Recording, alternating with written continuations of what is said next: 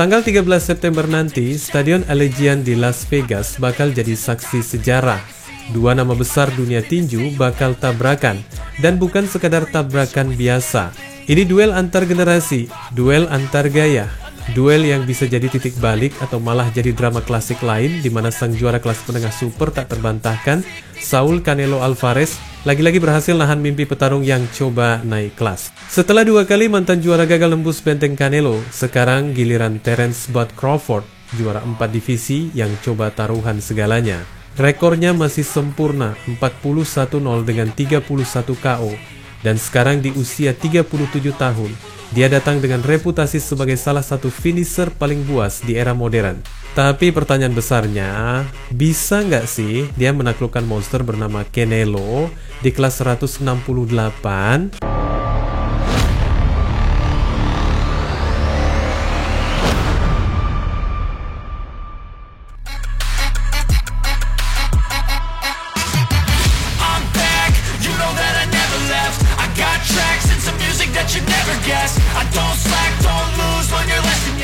Naik dari kelas 147, terus sempat singgah di 154, lalu sekarang lompat ke 168.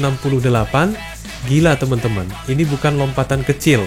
Bahkan beberapa mantan juara udah coba peruntungan mereka lawan Canelo di kelas ini. Dan hasilnya, ya lo tahu sendiri.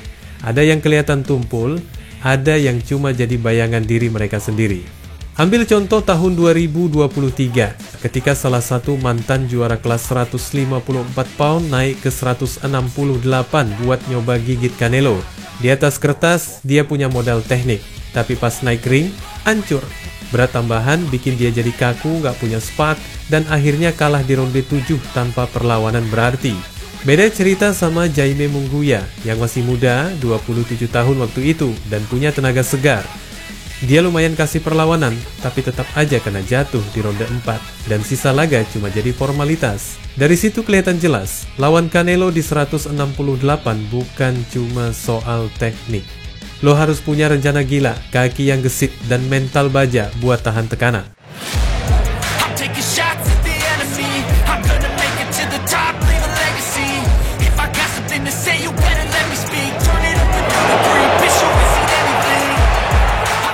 Nah, Crawford bukan petarung sembarangan, dia orangnya detail, penuh kalkulasi.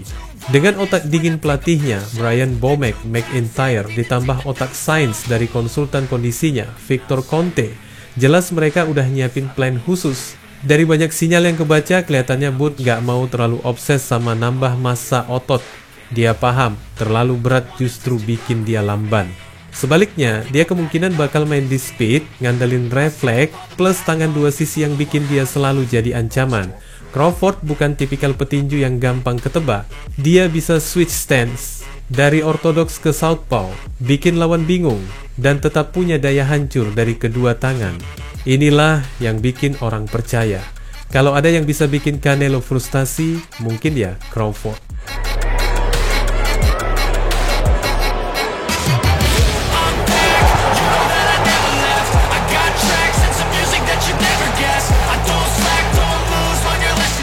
Tapi, jangan lupa, di sisi lain ada Canelo Alvarez. Rekornya 63 kali menang, 2 kali kalah, dan 2 kali imbang. Dengan 39 KO. Dari segi pengalaman, jam terbang, tekanan di arena besar, semua udah dia telan. Bahkan kalau lo perhatiin, Canelo udah kayak singa tua di hutan. Mungkin dia nggak seganas dulu, mungkin udah nggak sering bikin KO highlight reel, tapi jangan salah, instingnya masih tajam banget. Canelo sadar banget apa yang bakal dibawa Crawford. Dia tahu ini bukan lawan biasa. Bahkan di obrolan internal, dia sempat wanti-wanti supaya ring yang dipakai nanti lebih kecil. Kenapa? Karena pengalaman dia di Arab Saudi lawan William School, di mana ring gede bikin lawannya gampang kabur. Dia nggak mau kejadian itu keulang lagi lawan Crawford. Canelo ngerti, ruang besar bakal jadi keuntungan buat Bud. Karena Crawford bisa gerak, bisa ngeluarin variasi serangan sambil tetap ngejaga jarak. Jadi kalau ring dipersempit, itu bakal maksa duel lebih banyak terjadi di close range. Wilayah di mana Canelo biasa makan lawan dengan kombinasi hook body head khasnya.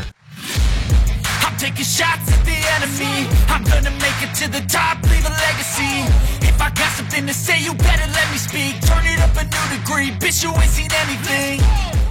Satu hal lain yang bikin duel ini makin panas adalah soal waktu. Crawford udah lama nggak aktif. Terakhir kali dia naik ring Agustus 2024 di Los Angeles pas dia ngalahin Israil Madrimov di kelas 154. Itu pun kemenangan tipis, keputusan bulat tapi nggak dominan banget. Setelah itu, dia ngilang lama, fokus buat naikin badan ke 168. Beda banget sama Canelo, yang mungkin nggak lagi di puncak karirnya, tapi tetap aktif dengan jadwal besar hampir tiap tahun. Walau begitu, ada juga catatan yang bisa jadi celah. Canelo udah lama banget nggak bikin KO, terakhir kali dia ngehentikan lawan tahun 2021 pas lawan Caleb Plant. Sejak itu, 7 lawan terakhir selalu bertahan sampai akhir.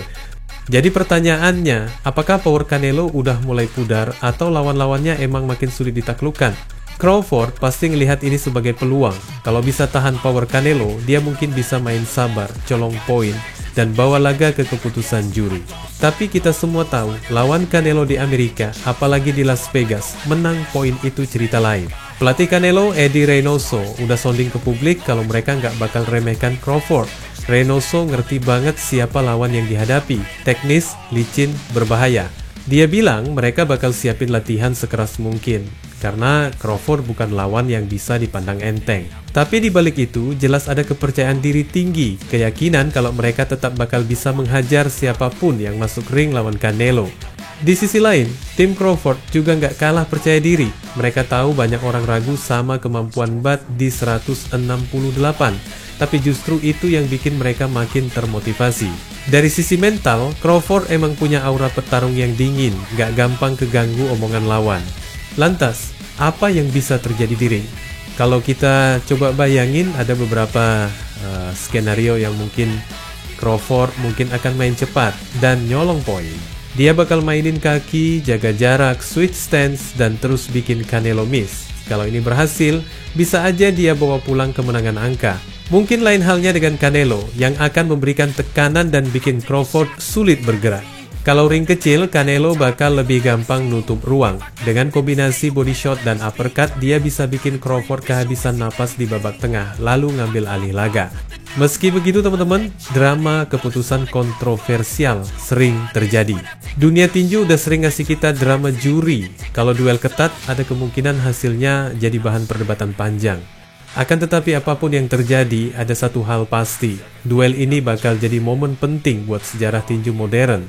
Kalau Crawford berhasil, dia bakal langsung masuk buku sejarah sebagai salah satu petinju terbaik sepanjang masa, yang berhasil lompat 2 kelas dan ngalahin raja yang hampir tak tergoyahkan. Tapi kalau Canelo menang lagi, itu bakal makin mempertegas statusnya sebagai benteng terakhir kelas 168. Intinya, 13 September nanti, dunia tinju bakal berhenti sejenak.